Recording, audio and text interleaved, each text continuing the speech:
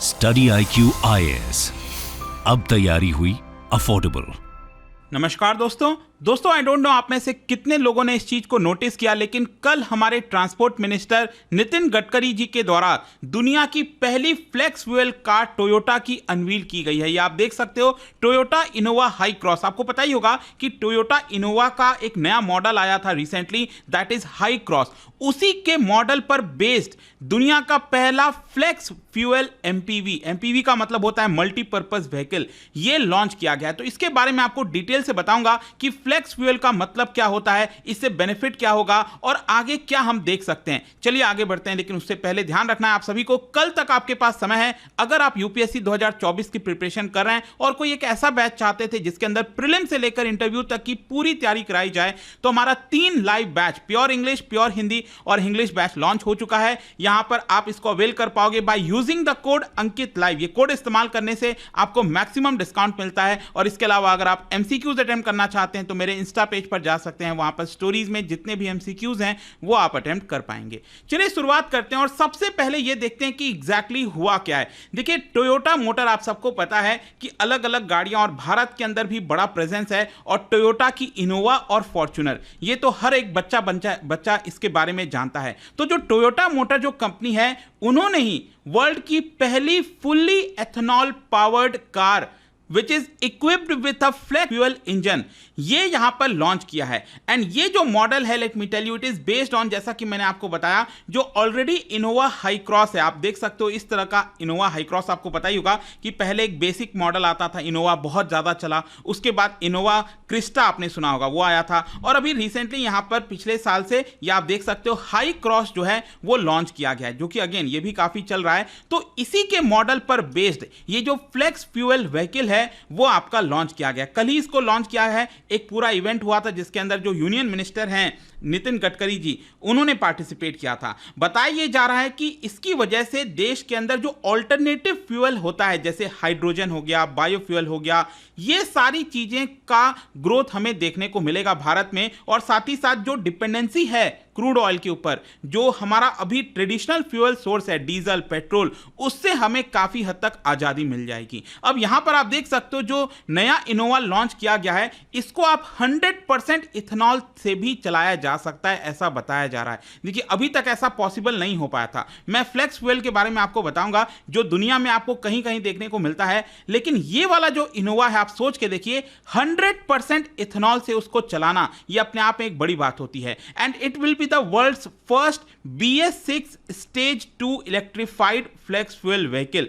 कहने का मतलब यह है, ये 100% एथेनॉल से तो चलेगा ही चलेगा, लेकिन साथ ही साथ ये इलेक्ट्रिफाइड भी है। इलेक्ट्रिफाइड का मतलब क्या हुआ, आपने देखा होगा रिसेंटली कई गाड़ियां सामने आ रही हैं, हाइब्रिड उसको बेसिकली बोला जाता है। तो मान लो कोई गाड़ी है जो आपका पेट्रोल पर चल रही है, ठीक है, पेट्रोल पर चलते चलते क्या होता है कि वहां पर इलेक्ट्रिसिटी भी वो जनरेट करती है, और क्या होता है कि गाड़ी अपने आप कभी पेट्रोल पे आ जाएगी और कभी इलेक्ट्रिसिटी का यूज करेगी। तो इसकी वजह से क्या होता है कि पेट्रोल का कंजम्पशन काफी कम हो जाता है। तो एक तो आप समझिए यहां पर 100% इथेनॉल का प्रयोग हो रहा है। इथेनॉल अपने आप में ही सस्ता होता है, और साथ ही साथ अगर वो इलेक्ट्रिसिटी से भी चल रही है तो इसका मतलब यह हुआ कि यहां पर काफी बड़ी बचत हो सकती है। और ये BS6 जो नॉर्म्स होता है पोल्यूशन का, आपको पता होगा, और उसमें भी स्टेज 2 है, स्टेज 1 और स्टेज 2 है। ये लेटेस्ट यहां पर नॉर्म्स के बेसिस पर पूरा बनाया गया। ये आप देख सकते हो, इसी गाड़ी की मैं बात कर रहा हूं, जो इनोवा हाई क्रॉस अभी है मार्केट में, उसी के मॉडल पर लगभग आपको उसी तरह का पूरा शेप देखने को मिलेगा। लेकिन यह आपका फ्लेक्स फ्यूल वाला है, वो आपको ध्यान रखना है। 2022 में इनफैक्ट मैं आपको बता दूं, नितिन गडकरी जी ने हाइड्रोजन पावर्ड कार, और वो भी टोयोटा का ही मिराई EV, ये आपका लॉन्च किया था। वो एक प्रोजेक्ट बेसिकली था जिसके तहत हाइड्रोजन का जो टेक्नोलॉजी है वो यहां पर देखने की कोशिश की जा रही थी कि कितना वो सक्सेसफुल हो पाता है, नहीं हो पाता है। लेकिन ओवरऑल आई होप कि आपको समझ में आ गया होगा कि भारत में कोशिश ये हो रही है कि जितना ज्यादा हम ऑल्टरनेटिव फ्यूल इस्तेमाल करें उतना हमारे लिए फायदेमंद है। क्यों? क्योंकि ज्यादातर अगर आप देखोगे क्रूड ऑयल वगैरह हम इंपोर्ट कराते हैं तो हर साल 16 लाख करोड़ रुपए, सोच के देखिए 16 लाख करोड़ रुपए ये हमें देना पड़ता है, हम बाहर के देशों को देते हैं। तो रैदर देन दैट अगर हम भारत में इसका सोल्यूशन निकाल दें तो एक बड़ी अच्छी बात होगी। तो चलो यहां पर समझते हैं इस टेक्नोलॉजी के बारे में। ये फ्लेक्स फ्यूल टेक्नोलॉजी का मतलब क्या है? देखो अभी तक क्या था कि इसका जो मतलब है वो यही है कि कोई भी ऐसी गाड़ी, मतलब फ्लेक्स फ्यूल वाली जो गाड़ी होगी, जो इंजन होगा, वो 83% एथेनॉल ब्लेंडेड पेट्रोल के साथ चल सकती है। जैसे आपने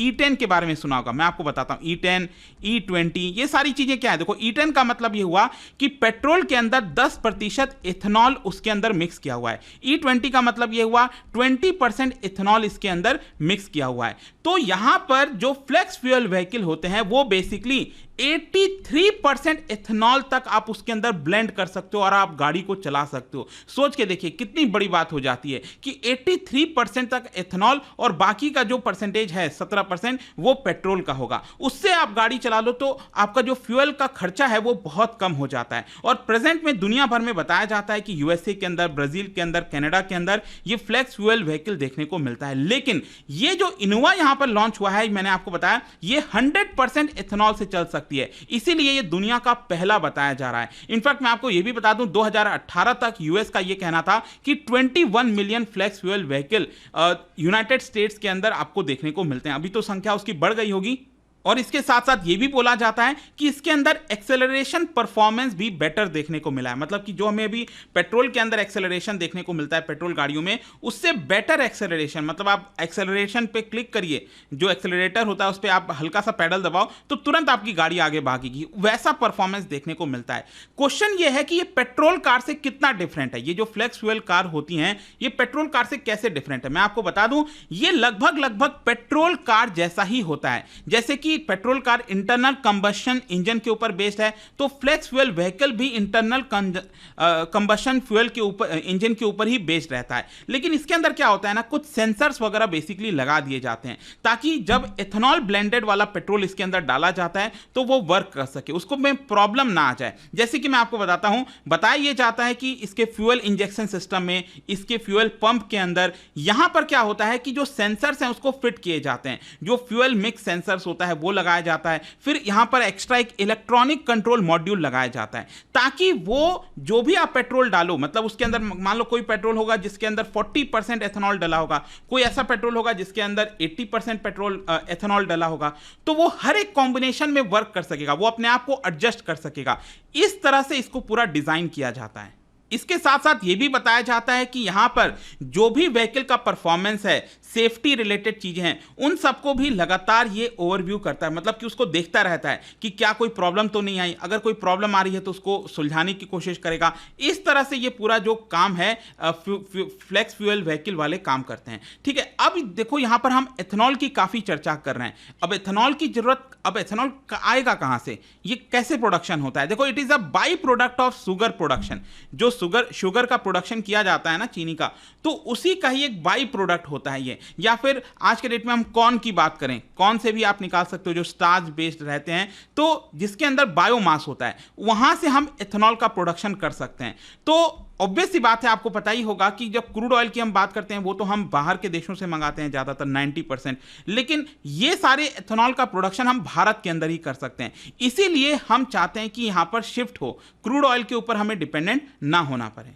और रिसेंटली देखने को मिला है कि कई सारी जो गाड़ियां हैं, जो कार मेकर्स हैं भारत के अंदर, वो अब एथेनॉल ब्लेंडेड फ्यूल का हिस्सा बनना चाहते हैं। वो ऐसी गाड़ी प्रोड्यूस करना चाहते हैं जिसमें एथेनॉल ब्लेंडेड वाले पेट्रोल भी के माध्यम से वो चल सके। और चैलेंजेस क्या है इसमें? देखो हर चीज बेनिफिट ही नहीं होता, यहाँ पर कुछ कुछ चैलेंज भी आ सकता है। देखो जो फ्लेक्स फ्यूल वाले व्हीकल हैं उसमें ये देखने को मिला है कि इसकी फ्यूल एफिशिएंसी घट जाती है। अब फ्यूल एफिशिएंसी घटने का मतलब क्या है? जैसे कि मान लो अगर मैं कहता हूं कि टोयोटा हाई क्रॉस हो गया, मान लो अगर वो 1 लीटर पेट्रोल में 10 किलोमीटर चल सकता है, ठीक है, अब आई डोंट नो कितना चलता है, मैं एग्जांपल बता रहा हूं, 10 किलोमीटर चलता है, तो यहां पर एथेनॉल वाला अगर 1 लीटर होगा तो उसमें वो 8 या 9 किलोमीटर चल जाएगा, मतलब 9 किलोमीटर मान लो चल जाएगा। तो उसकी एफिशिएंसी, जो फ्यूल एफिशिएंसी होती है, वो 4% से 8% गिर जाती है, ऐसा देखने को मिला है। ठीक है, तो ये थोड़ा सा चैलेंज है इसमें, लेकिन इसका फायदा क्या है? फायदा यह है कि आपको इसके अंदर परफॉर्मेंस अच्छी देखने को मिलेगी। एक्सेलरेशन मैंने आपको बताया ना, आप पैडल पर पैर दबाओगे हल्का सा, आपकी गाड़ी भागेगी, वैसा वाला चीज हमें देखने को मिला। है। फिर दूसरा प्रॉब्लम इसके अंदर ये भी है कि ये जो एथेनॉल ब्लेंडिंग किया जाता है, एथेनॉल का प्रोडक्शन कहाँ से हो रहा है? क्रॉप के माध्यम से हो रहा है। और शुगर केन आपको ध्यान रखना है, ये वाटर इंटेंसिव है। अगर मान लो भारत के अंदर हम पूरा पानी एथेनॉल के प्रोडक्शन में ही लगा देंगे तो इसकी किल्लत हो जाएगी। इनफैक्ट नीति आयोग का रिपोर्ट आया था कि 2019-20 में जितना भी एथेनॉल का प्रोडक्शन भारत में हुआ था 90% शुगर केन के माध्यम से ही किया गया था। ठीक है, और आपको पता ही है कि शुगर केन की जब बात आती है तो इसमें पॉलिटिक्स भी जुड़ जाता है। महाराष्ट्र के अंदर शुगर केन को लेकर काफ़ी पॉलिटिक्स है, उत्तर प्रदेश के अंदर शुगर केन को लेकर काफ़ी पॉलिटिक्स है। तो ये सारे कुछ चैलेंजेस हैं जिसको कहीं ना कहीं सरकार को निपटना होगा। फिर इसके अलावा मैं आपको बता दूं, भारत में इस समय जो भी पेट्रोल बिकता है ना, ध्यान रखिएगा, वो E10 वाला बिकता है। मतलब कि इस समय जो भी पेट्रोल बिक रहा है उसमें 10% एथेनॉल ब्लेंडेड होता है। ये पिछले साल ही अनाउंस कर दिया गया था पीएम मोदी जी के द्वारा। लेकिन इसके साथ साथ इसी साल पीएम मोदी ने 15 शहरों में E20 वाला फ्यूल भी यहां पर लॉन्च कर दिया, जिसके अंदर 20% एथेनॉल ब्लेंडेड होता है। लेकिन ये वाला तो एकदम रेवोल्यूशन हो जाएगा, जहां पर 100% आप एथेनॉल के माध्यम से गाड़ी चला सकते हो। देखते हैं ये किस तरह से आगे प्रोग्रेस करता है, क्या होगा आगे। लेकिन जाने से पहले एक इंटरेस्टिंग क्वेश्चन, क्या बता सकते हैं which of the following gas is evolved when ethanol reacts with sodium? जब एथेनॉल को सोडियम से यहां पर रिएक्ट कराते हैं तो कौन सा गैस निकलता है? इसका राइट आंसर आप सबको पता है, मेरे इंस्टाग्राम पर तो मिलेगा ही। वहां पर अगर आप नहीं हो कोई बात नहीं, टेलीग्राम से ले सकते हैं इसका सही उत्तर। मैं कई सारे जो एमसीक्यूज हैं वो यहां पर स्टोरीज में डालता रहता हूं। बाकी अगर आपको पीडीएफ चाहिए तो टेलीग्राम पर आइए, अलग अलग सोशल मीडिया पर आप जुड़ पाओगे। और जैसा मैंने आपको बताया, यूपीएससी की अगर आप तैयारी कर रहे हो, just use the code Ankit live to get maximum discount. And I hope की वीडियो आपको पसंद आया होगा। मिलता हूं आपसे next time. Till then, thank you very much, see you soon. Study IQ IAS, अब तैयारी हुई अफोर्डेबल।